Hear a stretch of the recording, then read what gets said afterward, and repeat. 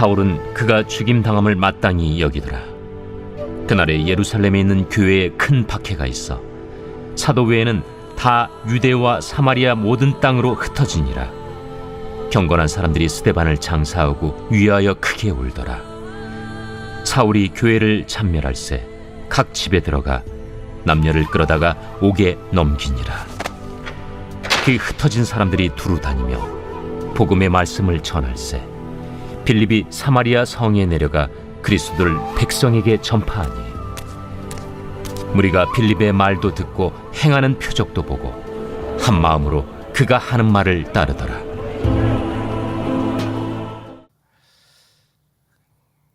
아버지 하나님, 은혜와 사랑 주심에 감사합니다. 이전보다 더 하나님을 사랑하며 주님 앞에서 하루하루 주님만 바라보고 기뻐하며 즐거워하는 삶을 살기 원합니다.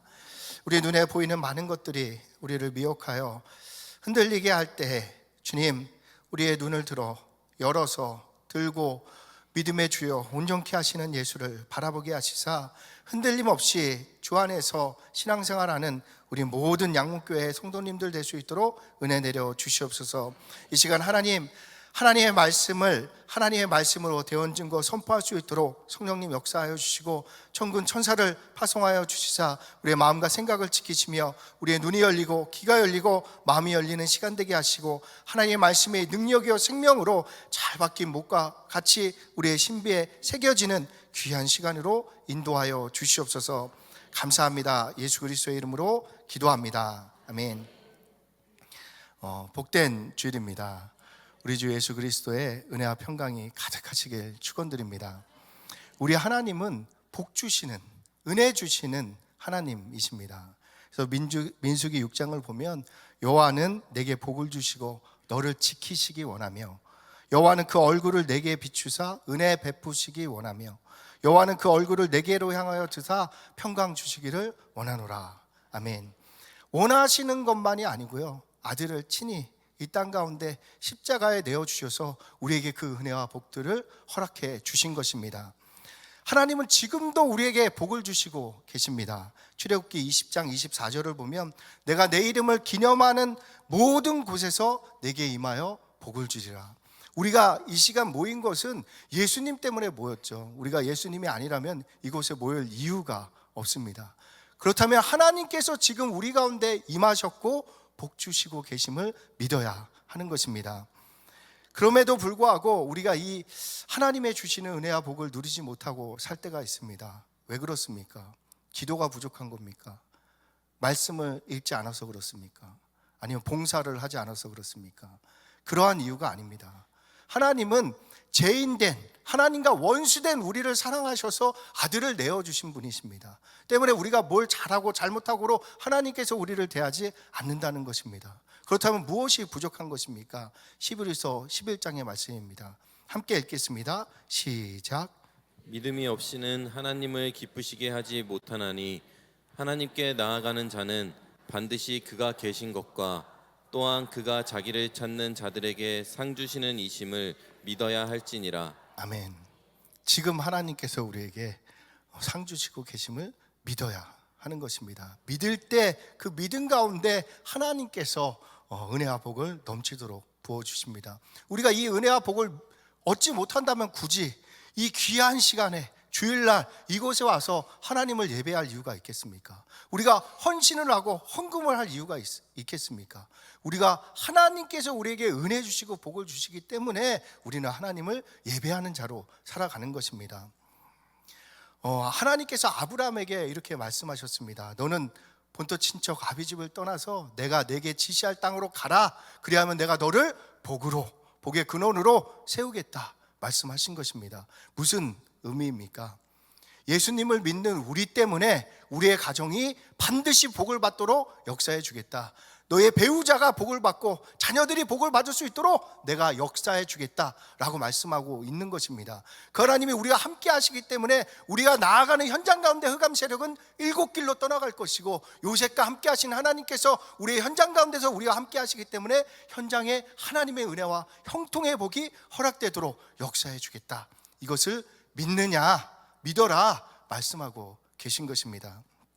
믿으시기 바랍니다. 오늘 드리는 이 예배를 통해서 우리 예배 가운데 하나님을 믿고 기대할 때 하나님께서 반드시 우리에게 은혜와 복을 넘치도록 부어주실 것입니다. 오늘은 우리의 인생이 성령의 행전이 되어야 합니다 라는 말씀을 함께 나누고자 합니다. 우리는 그 성령의 감동을 쫓아서 살고 있습니까? 하나님께서 우리에게 성령을 보내주셨잖아요. 그래서 지금도 우리에게 감동하시고 있는데 우리는 그 성령의 감동을 쫓아서 살고 있느냐라는 질문입니다. 혹시 우리는 우리의 감정과 아니면 우리의 생각을 쫓아서 살고 있지는 않습니까? 사람이 누구나 성공을 꿈꾸지만 이 땅 가운데서 성공에 이른 사람들은 드뭅니다. 우리의 계획대로 인생이 흘러간다면 얼마나 좋겠습니까? 하지만 우리는 한치 앞도 알 수 없는 존재다라는 말씀입니다. 그래서 우리는 성령의 감동을 쫓아서 살아야 됩니다. 성령님은 하나님이십니다. 모르는 것이 없고 못하시는 것이 없는 하나님이십니다. 그 성령님이 우리의 인생을 성공시키기 위해서 지금 보혜사로 우리를 돕는 분으로 우리 안에 함께 하고 계신 것입니다. 그러니 성령의 감동이 우리에게 이해되지 않더라도 우리가 성령의 감동에 순종할 때에 여호와 니시 승리의 하나님을 찬양하는 삶을 살게 되는 것입니다. 톨스토이가 쓴 사람은 무엇으로 사는가라는 책이 있습니다. 톨스토이는 대문호이자 또 신실한 그리스도인으로 알려져 있습니다. 그분이 오랜 시간 사람은 도대체 무엇으로 사는가 고민하면서 결론을 내린 것이 사람은 사랑으로 사는구나 라는 결론이었습니다. 자녀를 사랑하는 부모의 마음은 엄청난 능력이 있습니다. 삶이 너무 팍팍하고 힘들어서 삶을 포기하는 순간들이 우리에게 있지 않습니까? 그 순간에도 자녀들을 바라보면 그 어려움을 모두 이기고 다시 자녀들을 위해서 살아갈 수 있는 힘을 얻게 되는 것입니다. 한 번은 차가 후진을 하는데 아이를 밟았습니다. 그때 그 어머니가 그 차를 밀고 들어서 아이를 빼내는 것을 영상을 통해서 보게 되었습니다. 이러한 초인적인 능력도 사랑 안에서 우리에게 나타나는 것입니다. 저는 복음을 알기 전에 산다는 것의 의미를 몰랐습니다. 무엇을 위해 살아가야 되는지, 왜 살아야 되는지 도대체 감을 잡을 수가 없었습니다. 그런 제가 자신의 생명을 내어주시면서까지 너는 내게 생명보다 소중한 존재다 라고 말씀하시는 십자가에서 자신의 생명을 내어주신 예수님을 그리스도로 주로 만나게 된 것입니다. 그때 주님을 위해서라면 무엇이라도 할 수 있겠구나 라는 마음이 제 안에서 일어나게 되었습니다. 톨스토이의 결론과 같이 하나님의 사랑이 저를 살게 한 것입니다. 그래서 하나님은 우리에게 사랑하라 말씀하십니다. 요한일서 4장을 함께 읽어보겠습니다. 시작. 하나님이 우리를 사랑하시는 사랑을 우리가 알고 믿었노니 하나님은 사랑이시라. 사랑 안에 거하는 자는 하나님 안에 거하고 하나님도 그의 안에 거하시느니라. 아멘. 무슨 말씀입니까? 우리에게 염려 걱정되는 상황들이 있지 않습니까? 그 가운데 머물지 말고 하나님의 사랑 안에 거하라는 것입니다. 그 하나님의 사랑은 죄와 저주와 사망 가운데서 죽을 수밖에 없는 우리를 위해서 독생자를 내어주시사 모든 죄의 문제를 해결해 주시고 우리를 복과 구원 가운데로 인도하신 하나님의 사랑을 말씀하고 있습니다. 그 사랑 가운데 머물라. 율법으로 정죄하고 너 자신을 비하하며 염려하고 걱정하는 삶에서 나와서 하나님께서 허락하시는 그 복음의 사랑 가운데서 머물라 라고 말씀하고 계신 것입니다. 이 땅에서 예수님이 행하신 사역 중에서 가장 중요한 사역은 십자가의 구속을 완성하신 것입니다. 그리고 다음은 제자를 양육하신 것입니다. 만약에 예수님께서 이 땅에서 십자가를 지는 것이 전부라고 한다면 아기 예수님으로 오셨을 때 자신의 생명을 내어드렸으면 간단하게 끝날 문제였을 것입니다. 그런데 예수님은 이 땅 가운데서 33년의 공생애를 살아가신 것입니다. 그리고 그 3년의 공생애 중에는 대부분이 제자를 양육하는 시간으로 보내졌다는 것을 우리가 성경을 통해서 알게 되는 것입니다. 그 제자들에게 예수님께서 심으신 것이 무엇입니까? 십자가의 사랑을 심으신 것입니다. 그 십자가의 사랑을 받은 자만이 십자가의 사랑을 전할 수 있기 때문입니다. 그래서 예수님은 이 땅에 계실 때에도 제자들에게 권능을 주어서 그들로 하여금 복음을 전하라 말씀하셨습니다. 제자들의 예수님의 말씀에 순종해서 나아가서 복음을 전했더니 하늘의 능력들이 제자들과 함께 했음을 알게 됩니다. 마태복음 10장입니다. 예수께서 이 12를 보내시며 말하되 천국이 가까이 왔다 하고 병든 자를 고치며 죽은 자를 살리며 나병 환자를 깨끗하게 하며 귀신을 쫓아내되 너희가 거저 받았으니 거저 주라. 아멘. 그런데 문제는 어느새 제자들에게 이러한 능력이 사라지게 되었다라는 말씀입니다. 그래서 제자들이 예수님께 물었습니다. 왜 우리는 이러한 일들이 나타나지 않습니까? 이전에는 됐는데 어느새 이러한 능력들이 따르지 않게 된 것입니다. 그래서 예수님이 그 제자들의 질문에 답을 주십니다. 마가복음 9장입니다. 함께 읽어보겠습니다. 시작. 기도 외에 다른 것으로는 이런 종류가 나갈 수 없느니라. 그런데 이제 제자들은 유대인인 거죠. 유대인들은 하루에 3번씩 기도하러 성전에 올라갔던 자들입니다. 그렇다면 기도를 안 했느냐? 했다는 것이죠. 아마 3시간 이상씩 하지 않았을까 추측하고 있습니다. 주님의 말씀이 참이라면 그들이 드린 기도는 기도가 아니다 라는 것이 되는 것이죠. 제자들은 하루에 3번씩 3시간 이상을 하나님 앞에 나아가서 기도했는데 하나님의 뜻이 아닌 자신의 뜻만을 구하고 있었다라는 것입니다. 그래서 하나님의 주신 권능들이 점점 사라지게 된 것입니다. 제자들의 부족함은 십자가 앞에서도 드러났습니다. 예수님께 어려움이 찾아오자 제자들이 예수님을 두고 도망친 것입니다. 그 중에는 예수님을 부인하고 저주한 자도 있고 심지어 예수님을 돈으로 판 자도 있었습니다. 예수님과 함께했던 제자들의 모습을 정리해 보면 예수님의 능력을 주셨음에도 그 능력을 잃어버리고 위기를 만나 선택의 순간에는 예수님을 부인했다라는 것을 알게 되는 것입니다. 그럼에도 예수님은 자신을 부인하고 저주한 제자들을 포기치 않았습니다. 도망친 제자들에게 부활하신 예수님은 찾아가서 은혜로 그들의 후회와 죄를 씻어주시고 그들을 다시 사명의 자리로 불러주시는 것입니다. 주님은 우리를 부르심에 결코 후회하심이 없다라는 말씀입니다. 그리고 제자들에게 성령을 보내주셨습니다. 사도행전 1장 8절의 말씀입니다. 함께 읽겠습니다. 시작. 이 성령이 너희에게 임하시면 너희가 권능을 받고 예루살렘과 온 유대와 사마리아와 땅 끝까지 이르러 내 증인이 되리라 하시니라. 아멘. 이 말씀이 참이라면 성령을 모신 자들에게는 권능이 주어지는 것입니다. 권능이 주어지는 것입니다. 성령의 권능은 이제 우리 말로 풀어보면요, 할 수 있다라는 동사에서 파생된 명사입니다. 그 뭐든지 할 수 있는 것이 성령의 권능으로 해석될 수 있습니다. 즉 성령님께서 우리에게 임하시면 뭐든지 할 수 있다. 성령 충만을 받으면 뭐든지 할 수 있다는 마음들이 일어나게 된다라는 것이죠. 그래서 그 마음을 가지고 어떤 일이 벌어지냐, 땅끝까지 이르러서 예수님을 자랑하는 존재로 살게 된다라는 말씀입니다.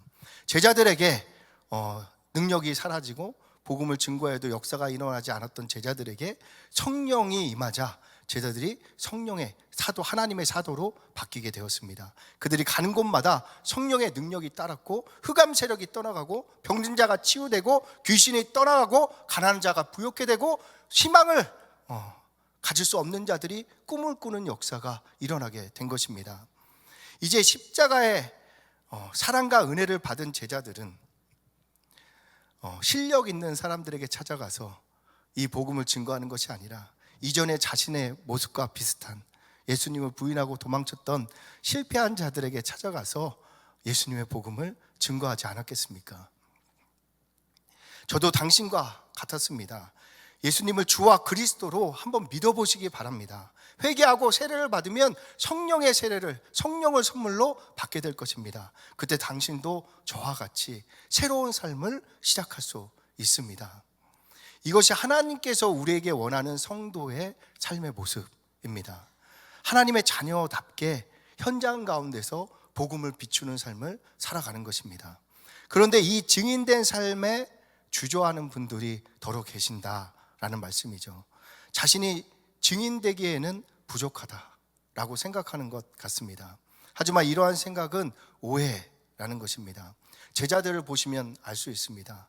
예수님께 3년을 동고동락하며 배웠던 자들입니다. 그들이 십자가 앞에서 이기지 못하고 예외 없이 다 도망친 자가 되었습니다. 그렇다면 어떤 사람이라도 인간의 노력과 방법으로는 주님의 증인된 삶을 감당할 수 없다라는 말씀이 되는 것입니다. 그래서 예수님은 우리에게 성령을 받으라, 성령을 받으라 말씀하신 것입니다. 우리는 그 성령의 감동을 쫓아서 오늘을 살아가고 있습니까? 라고 묻고 있는 것입니다. 신앙생활을 하지만 성령의 감동을 따르고 있는가? 라고 생각을 해보면 고민이 되는 분들이 더러 있을 것입니다. 초대교회에서도 이와 같은 일들은 동일하게 일어났던 것 같습니다. 사도행전 2장의 말씀을 함께 읽겠습니다. 시작. 날마다 마음을 같이하여 성전에 모이기를 힘쓰고 집에서 떡을 떼며 기쁨과 순전한 마음으로 음식을 먹고 하나님을 찬미하며 또 온 백성에게 칭송을 받으니 주께서 구원받는 사람을 날마다 더하게 하시니라. 아멘. 하나님의 역사가 일어나서 십자가의 구원의 은혜가 성도들에게 가득 전해지니까 너무 기뻐서 이분들이 모여서 유무상통하면서 함께 지내게 된 것입니다. 그 모습을 너무 보기가 너무 좋으니까 주변에 있는 사람들이 그 구원에 함께 참여하게 되었다라는 말씀입니다. 그런데 이제 이 초대교회가 구원의 기쁨과 감격 가운데 머물러 있었다라는 것이 문제가 되는 것이죠. 신앙생활을 했지만 성령의 감동은 따라서 살지는 못했다라는 것입니다. 만약 이들이 성령의 감동을 쫓았다면 땅끝으로 가서 복음을 증거했을 것이 분명하기 때문입니다. 우리가 성령의 감동을 외면하는 순간 어떠한 일이 벌어집니까? 우리에게 이 땅에 사는 의미들이 희미하게 되어지는 것입니다. 생명력이 사라지고 능력도 사라지게 되는 것입니다. 때문에 하나님께서는 어쩔 수 없이 초대교회 가운데 핍박을 허락하셨습니다. 사도행전 7장 오늘 본문 이전의 말씀을 보면 스데반 집사님의 순교를 시작으로 초대교회의 핍박이 찾아온 것입니다. 때문에 초대교회 성도들이 여러 지역으로 흩어졌고 그곳에서 복음을 증거하게 되어진 것입니다. 강제적으로 복음이 땅끝까지 이르게 되는 모습을 우리에게 알려주고 있습니다. 하지만 하나님은 이러한 강제적인 방법을 원치 않습니다. 제자들이 성령의 인도를 받았다면 땅끝으로 가야 되는데 자신의 감정에 머물러서 행동을 하니 할 수 없이 그들을 하나님께서 흩으시게 되었다라는 말씀입니다. 우리도 마찬가지입니다. 하나님께서 우리에게 성령님을 허락해 주신 것은 성령의 감동을 쫓아서 순종하면서 살아가라 라는 의미입니다. 그런데 성령의 감동은 쫓지 않고 자신의 뜻을 제자들과 같이 기도하고 있으면 성령의 능력이 사라지고 심지어 하나님이 나와 함께 하신다는 믿음도 희미하게 되어진다는 말씀입니다. 이것이 신앙생활의 고질적인 문제입니다. 이러한 초대교회의 사건은 역사적으로도 계속 반복되었습니다. 종교개혁으로 유럽이 복음화되었을 때 하나님께서 유럽을 세계의 중심으로 세계의 살을 견인할 수 있도록 복을 주셨습니다. 하지만 그 유럽 사람들이 그 받은 복 가운데 안주하자 유럽이 쇠락의 길을 걷게 된 것입니다. 그 복음이 이제 미국으로 건너가게 되었습니다. 그래서 미국이 복음에 충만했을 때는 하나님께서 미국을 통해서 세계사를 이끌어가고 있었습니다. 하지만 미국도 그 주신 하나님의 복에 안주하자 미국의 패권이 위협받는 상황들이 벌어지고 있는 것입니다. 일본 역시 복음이 들어갔습니다. 빠르게 들어갔습니다. 그래서 일본도 빠르게 경제적으로 부강하게 되었습니다. 하지만 그 복음을 빠르게 잃어버리게 된 것입니다. 그와 함께 일본도 쇠락의 길을 걷게 되었습니다. 한국은 어떻습니까? 한국도 이와 다르지 않은 상황입니다. 그러면 이제 한국에는 소망이 없는 것입니까? 아닙니다. 하나님은 바벨론 가운데서도 다니엘과 세 친구를 통해서 하나님의 살아계심을 증거하셨습니다. 페르시아 가운데서도 에스더와 모르드게를 통해서 하나님의 살아계심을 증거하신 것입니다. 마찬가지입니다. 지금도 하나님은 성령의 감동을 쫓는 사람들을 찾아서 그들을 통해서 하나님의 나라를 세워 나가시는 것입니다. 사도행전은 그래서 성령의 행전으로 불려지는 것입니다. 사도들이 성령의 감동을 쫓아 초대교회의 핍박과 박해를 뚫고 복음이 성령의 능력으로 증거되었음을 증언하고 있는 것입니다. 즉 우리도 염려, 걱정, 근심 다 내려놓고 하나님께 성령의 감동을 쫓아서 살아갈 때 하나님께서 그 성령의 능력을 부어주셔서 우리로 하여금 가정의 복의 통로로, 현장의 복의 통로로 세워주신다 말씀하고 계신 것입니다. 성령의 감동을 쫓으시기 바랍니다. 성령의 감동을 쫓으실 때 하나님께서 무엇을 우선하여 기뻐하시는지를 먼저 확인하셔야 합니다. 만약에 두 형제가 있었다고 한다면요, 작은 동생이 잘못된 친구를 만나서 집을 나간 것입니다. 그래서 아버지가 크게 상심하고 그 아들을 걱정하고 있었습니다. 그때 큰 형이 아버지의 위로가 되어주겠다라는 생각으로 잔치를 벌이는 것입니다. 그러면 아버지께서 큰 형을 칭찬하겠습니까?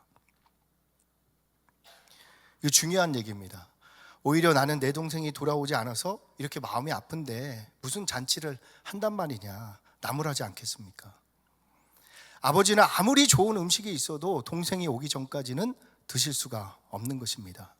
하나님도 마찬가지입니다. 누가복음 15장을 보면 잃어버린 한 마리 양의 비유가 나타납니다. 목자가 99마리를 두고 잃어버린 양을 찾아서 한참을 헤매다가 찾으면 무게에 메어서 돌아온다 라고 말씀하고 있습니다. 이것이 하나님의 마음, 성령의 감동하심입니다. 우리가 이 마음을 외면하는 순간부터 우리에게 성령의 능력이 점점 희미하게 되어지는 것입니다. 이 땅의 삶의 이유와 목적들이 희미하게 되어진다는 말씀입니다. 누가복음 15장에 그 잃어버린 양 비유 밑에는 드라크마 비유가 있습니다. 한 여인이 잃어버린 드라크마를 찾기 위해서 온 집안을 찾으다가 마침내 찾아서는 동네에 잔치를 베푼 것입니다. 드라크마 하나는 하루 품삯이라고 합니다. 그러면 한 10만 원 정도 되겠죠. 10만 원을 찾고 나서 동네에 잔치를 벌였다. 이상한 말씀이 아닙니까? 그 드라크마에 숨겨진 배경이 있겠죠. 그 당시 유대 사회에서는 신랑이 신부에게 결혼 지참금으로 10개의 드라크마 동전을 줄로 꿰어서 이렇게 주었습니다. 그러면 신부는 그 드라크마 그 꾸러미를 머리에 이렇게 얹어서 장식을 하고 신랑을 맞이하게 되는 것입니다.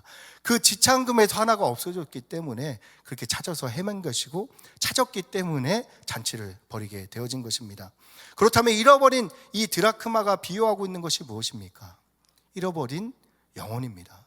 지금도 아버지 하나님은 이 여인의 심정과 같은 심정으로 잃어버린 영혼을 찾고 있다 라는 말씀을 우리에게 주고 계신 것입니다. 이것이 성령께서 우리의 마음을 계속 두드리면서 감동하고 있는 하나님의 음성인 것입니다. 이 음성을 따라갈 때 그 길 위에 예비되어 있는 하나님의 하늘의 만나와 반석의 물들과 아말렉에 이기게 하시는 하나님의 능력들이 예비되어 있는 것입니다. 그런데 우리가 그 감동을 쫓지 않으면 마치 광야 가운데서 불뱀과 정갈을 만나서 고아와 가부와 같이 아파하고 신음하는 삶을 살 수도 있다라는 말씀을 증거하는 것입니다. 하나님은 우리가 잘 되길 원하십니다. 그래서 아들을 내어줄 정도로 우리를 잘 되길 원하시는 것입니다. 그래서 그 나라와 의를 구하라고 하십니다. 마태복음 6장을 함께 읽겠습니다. 시작. 그런즉 너희는 먼저 그의 나라와 그의 의를 구하라. 그리하면 이 모든 것을 너희에게 더하시리라.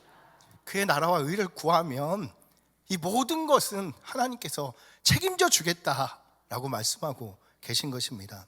혹시 신앙생활에 답답함이 계십니까? 우선순위를 바르게 해보시기 바랍니다.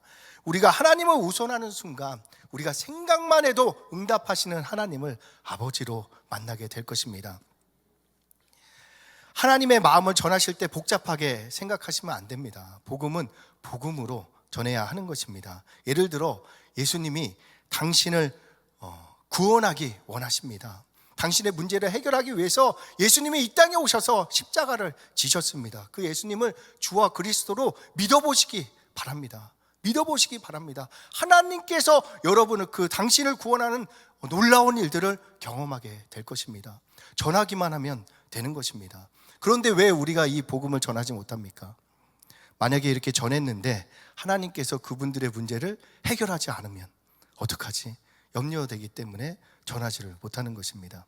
하지만 이것은 우리가 걱정해야 될 일이 아닙니다. 하나님은 우리에게 전하라고 하셨습니다. 우리의 일은 전하는 데까지입니다. 하나님께서 홍해 앞으로 가라고 하셨습니다. 그러면 모세가 할 일은 홍해 앞에 가는 것입니다. 홍해는 하나님이 갈라주신다라는 말씀입니다.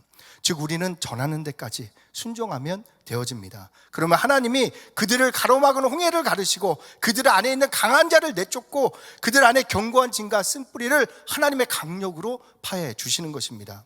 우리는 이 믿음으로 전하기만 하면 되는 것입니다. 자녀에게도 복음의 빛을 비추어야 합니다.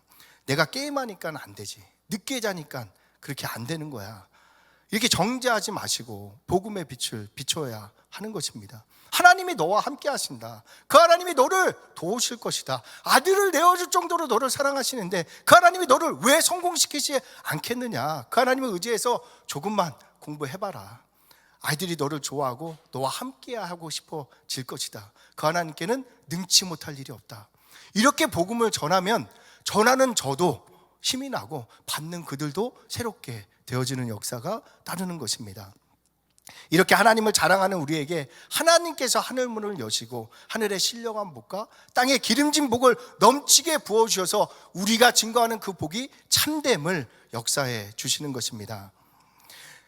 사도들도 특별한 사람들이 아니었습니다. 그들도 우리와 비슷했다는 것을 서두에서 말씀드렸습니다. 그들과 우리의 차이는 성령의 충만 이 하나뿐입니다. 그러니 하나님께서는 우리에게 너희의 열심과 노력으로 한번 증인된 삶을 살아봐라. 그러면 내가 너희를 성공시켜 주겠다라고 말씀하지 않으십니다. 하나님은 사도들과 같이 빌립 집사님과 같이 성령의 충만함을 받으라. 그래야만 내가 너와 함께 하겠다라고 말씀하고 계신 것입니다. 우리는 성령의 감동이 오기까지 기도만 하고 있으면 되는 것입니다. 하나님 전하라고 하셨으니 전하고 싶습니다. 복음을 증거하고 싶습니다. 하나님 저에게 성령님께서 저를 다스려지고 통치하여 주시옵소서. 성령님의 감동이 우리에게 증거되어질 것입니다. 그렇다면 성령님의 감동이 어떻게 우리에게 다가옵니까? 하나님의 음성이 어떻게 들려집니까? 근데 사실은 이제 계속 하나님은 말씀하고 계신 분이시거든요. 그래서 이렇게 두껍게 우리에게 말씀을 해서 전해 주셨습니다. 그리고 지금도 말씀하고 계시죠. 제일 먼저 말씀해 주시는 말씀이 내 목숨보다 나를 사랑해라 라는 말씀을 주시는 것입니다. 이 말씀에 순종할 때 그 이후에 예비되어 있는 하나님의 음성이 우리에게 들려지는데 이 말씀에 순종하지 않으니까 다음 말씀들이 우리에게 들려지지 않는다라는 말씀입니다. 그럼 어떻게 해야지 하나님을 목숨보다 사랑하는 이 말씀에 순종할 수 있습니까? 우리가 중요하게 생각하고 있는 것들 앞에 하나님을 두면 되는 것입니다. 저는 이러한 방법으로 하나님을 제 앞에 두었습니다. 하나님께서 오늘 아프리카로 떠나가서 전하라고 하면 순종해서 나아가겠습니다. 하나님께서 한 달 사례를 아프리카 선교에 보내라고 하시면 보내겠습니다 라고 기도하는 것입니다. 이 기도를 통해서 하나님을 제 목숨보다 앞에 두는 연습을 하는 것입니다. 한번 해보시기 바랍니다. 해보시면 그 하나님의 천지를 창조하신 능력을 갖고 있는 하나님의 말씀이 실제적으로 우리에게 닿을 것이고 그 말씀이 닿는 순간 어떠한 문제가 있든지 우리가 회복되어져서 하나님의 증인된 삶을 살게 되어지는 것입니다. 말씀을 정리하겠습니다. 우리는 삶의 예배를 드려야 합니다. 먼저 기도하는 것입니다. 하나님 뜻대로 복음을 증거하기 원합니다. 세상을 향해 마음껏 하나님을 자랑하고 싶습니다. 그러니 하나님 저에게 복과 은혜를 더하여 주시옵소서. 이렇게 기도하면 성령님께서 우리에게 주시는 감동이 있습니다. 사랑하라, 섬기라, 찾아가라, 하실 때 순종해서 나아가면 그때부터 하나님께서 우리 아버지 되심을 하나님께서 우리에게 복주어 증거해 주시는 것입니다. 현장에서 강하고 담대하게 될 것입니다. 우리의 현장이 사망의 음침한 골짜기와 같을지라도 하나님이 나를 생명보다 사랑하심이 믿어지고 하나님이 나를 지키시고 복주심이 믿어지게 되는 것입니다. 이 은혜와 복을 받아야지 우리가 이 은혜와 복을 증거하지 않겠습니까? 너도 예수님 믿어봐라. 그 예수님 반드시 너의 그 문제 해결해 주실 것이다. 구원해 주실 것이다. 새로운 삶을 살게 역사해 주실 것이다. 자랑하며 증거하게 될 것입니다. 성령의 감동에 순종하심으로 우리의 한 주를 성령의 행전으로 써 나가시는 우리 모두가 되시길 예수님의 이름으로 축원드립니다.